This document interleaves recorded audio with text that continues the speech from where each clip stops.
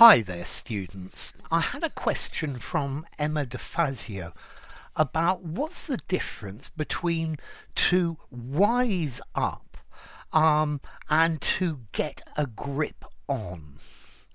Okay, let's see. To wise up, if you wise up to a situation, you become aware of what's happening and you take appropriate action. So the boss wised up to the fact that people were going out for lunch on Friday and not coming back. So every Friday afternoon he would check to see who was there or not. Yeah, it's time for you to wise up and stop wasting your money on silly things like this. So, to act in a more intelligent way, to realize the real situation, the state of affairs, and to do something about it, to make it better.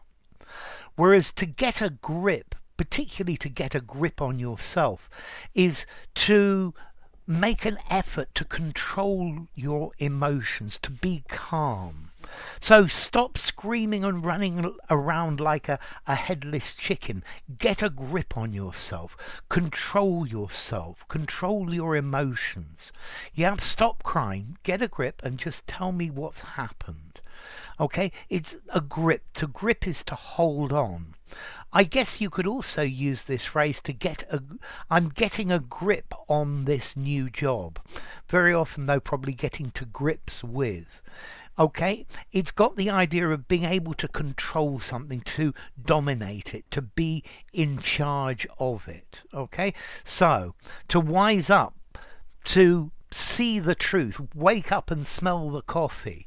Yeah, to notice what's actually happening and do something appropriate about it.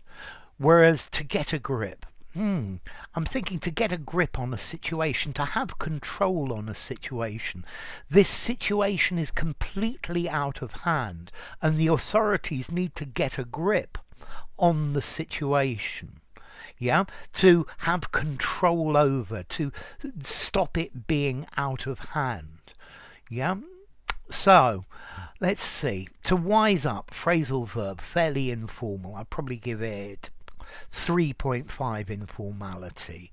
And to get a grip on something, 4 informality. I think both of them in an informal conversation, in a semi-formal conversation, but no more. Okay, I wouldn't use it I don't think I'd use them in a semi-formal writing.